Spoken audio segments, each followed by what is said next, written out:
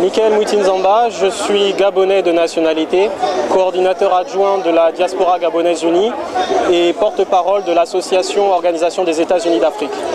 C'est un combat qui vous concerne? C'est un combat qui nous concerne à plusieurs égards. Tout d'abord, nous avons eu un coup d'État aussi au Gabon, le 3 septembre 2009. Vous appelez ça un coup d'État, voilà. Lorsque le procès, la Côte d'Ivoire a eu son coup d'État et le Gabon aussi a eu son coup d'État. Nous sommes là dans un cadre panafricain. Nous sommes ici pour défendre la souveraineté de l'Afrique et des États dits souverains, dits indépendants depuis 50 ans. On se rend bien compte qu'il n'en est rien. Je m'appelle Vatsou, je suis étudiante en France. Je suis malgache de Madagascar.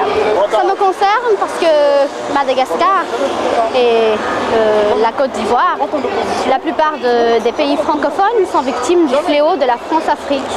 Ça me concerne dans le fait qu'ils revendiquent leur liberté, ils revendiquent leur droit à pouvoir élire un président démocratiquement, leur droit de pouvoir vivre dans la paix, que leurs enfants grandissent dans la paix et qu'ils puissent s'épanouir, qu'ils puissent un jour étudier et devenir et contribuer au développement de leur pays, à l'instauration de la paix.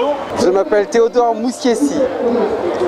Vous êtes professeur, c'est ça? Voilà, je suis formateur. Votre nationalité donc? Congolaise. Alors c'est un combat sur la Côte d'Ivoire, mais vous êtes là quand même? Tout à fait, tout à fait. Parce que je pense que c'est un combat qui est finalement le signe qu'une période qu'on pensait révolue n'a pas changé. Qu'il y a toujours comme cela des lobbies ou des cartels, appelons-le comme on le désire, qui ont des intérêts considérables en Afrique et qui privilégient ces intérêts-là au détriment des peuples autochtones qui y habitent. Pour ce qui est de Laurent Gbagbo, de manière plus particulière, en tant que Gabonais, nous avons été fiers de son attitude de refus d'envoyer ses troupes lors du 14 juillet défiler sur les Champs-Élysées, où d'autres troupes qui massacrent leur population ont eu libre cours, ont eu l'honneur de défiler sur les Champs-Élysées devant le colon, devant l'homme de la métropole, M. Sarkozy actuellement. Et nous comprenons bien que Laurent Gbagbo et la Côte d'Ivoire et les Ivoiriens sont en train de payer cette volonté de souveraineté, cette volonté d'indépendance, cette volonté de dignité. Ce qui m'a choqué, c'est que la souveraineté d'un pays soit bafouée. Je pense que le siècle nous a démontré que la souveraineté d'un pays était essentielle. Parce que beaucoup de gens se sont battus pour cela et qu'on avait promis qu'on respecterait cette chose-là. Et là, encore une fois, des gens ont décidé que pour des raisons qui étaient les leurs, ils pouvaient ne pas respecter cela. Ça m'a énormément choqué. Ils n'ont pas dicté qui est président, qui doit faire quoi. Il n'y a même pas eu de processus de négociation, de vraies négociations. Ça s'est passé en quelques mois. On dirait que c'était, il faut le dégager vite. Laurent Gbagbo parce qu'il gêne. C'est Alassane Ouattara qu'on veut diriger parce que Alassane Ouattara obéit à l'ordre de la France et de la communauté internationale. Voilà. Est-ce que les Malgaches en général se sentent solidaires de ça? Oui, les Malgaches se sentent solidaires, surtout qu'après le coup d'État. Mais comme je vous ai dit, c'est un problème qui concerne toute l'Afrique. Et depuis toujours, la politique france-africaine, c'était la politique de diviser pour mieux régner. Que ce soit dans un seul peuple, à Madagascar ou en Côte d'Ivoire, ou toute l'Afrique entière. Depuis 1885, où ils ont décidé, la Belgique va prendre le Congo, la Mauritanie sera à l'Espagne, Madagascar sera à la France, si, ça. Aujourd'hui, 2 siècles après, c'est toujours la même chose qui se passe. Et assez, c'est assez.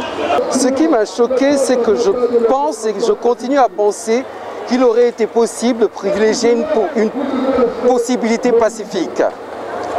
Une possibilité où on aurait fait l'économie des armes. Alors qu'est-ce qui bloquait? Ce qui bloquait, il me semble que certains avaient décidé qu'il était préférable, pour des intérêts encore qui sont les leurs, de recourir à une situation militaire que de solliciter une solution pacifique. Et quand Gbagbo déclarait qu'il voulait négocier, qu'il voulait recompter les voix, vous le croyez? Vous pensez qu'il était de bonne foi? Je ne vois pas pourquoi je pourrais avoir comme a priori qu'il était de mauvaise foi. Hein. On n'avait qu'à finalement dire chiche, on recommence, on compte les voix.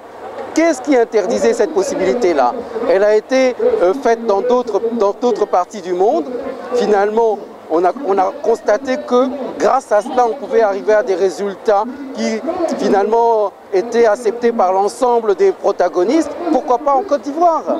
On aurait dû recompter ces voix et pour pouvoir dire après qui est le président. On ne l'a pas fait. Aujourd'hui, la France prend position, les États-Unis prennent position. Ils disent, pour nous, c'est Alassane Ouattara qui est président. C'est des choses pour lesquelles qui ne les concernent pas. Ce n'est pas à eux de dire qui doit diriger tel ou tel pays. Les Africains ne sont pas là pour dire c'est Sarkozy, c'est Aubry, c'est Nicolas Hulot qui doit diriger la France. Deuxièmement, il y a eu les mercenaires français qui ont été là-bas. Il y a eu la licorne qui est là-bas. C'est les forces françaises qui ont arrêté Gbagbo.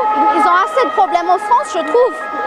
Ils devraient s'occuper des chômeurs, ils devraient s'occuper de la sécurité sociale. Il y a beaucoup de choses à faire ici. Les Français ne payent-ils pas assez d'impôts comme ça pour qu'on les gaspille en Afrique? Mais alors, pourquoi le gouvernement gabonais ne s'exprime-t-il pas davantage sur le sujet? C'est intéressant. Je viens de vous dire que le Gabon a eu aussi son coup d'État le 3 septembre 2009. Je pars donc du principe que les autorités légales gabonaises sont certes légales, mais non légitimes.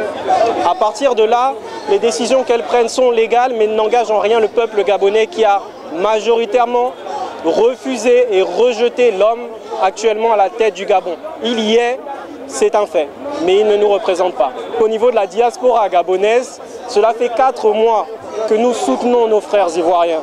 Donc la diaspora gabonaise unie est derrière nos frères ivoiriens dans cette défense de leur dignité. Pour ce qui est de la population au Gabon, sachant qu'il y a une chape de plomb, qu'il y a un matraquage médiatique, en fait, les informations de France 24 seront celles qui vont être relayées au Gabon parce qu'ils travaillent main dans la main. Est-ce que vous pensez que cette fois-ci, enfin, l'Afrique va se montrer solidaire de ce qui se passe actuellement en Côte d'Ivoire et que dans les semaines à venir, les mois à venir, il va y avoir au niveau populaire, je ne parle pas forcément des chefs d'État, est-ce que vous allez tous vous unir pour protester contre ça? Je pense que les peuples africains ont honte, hein, mais que l'élite, pour des raisons qui sont les leurs, assument ces positions, il me semble, difficilement, mais sont obligés de les assumer. Maintenant, est-ce qu'une dynamique des peuples africains pour finalement rendre impossible à l'avenir ce genre de situation va se mettre en place? J'en doute. Pour des raisons simples. Ils ont tellement finalement le désir de se sortir des situations qui leur sont proposées aujourd'hui qu'ils sont complètement impliqués dans cette démarche-là. Et avoir une démarche collective pour finalement inverser le cours de l'histoire qu'on leur propose est quasiment, il me semble, aujourd'hui impossible pour eux. Hier, le Rwanda. Aujourd'hui, la Côte d'Ivoire. Aujourd'hui aussi Madagascar. France ONU dehors. Bravo. Chacun chez soi. Oui, chacun chez soi, c'est ça.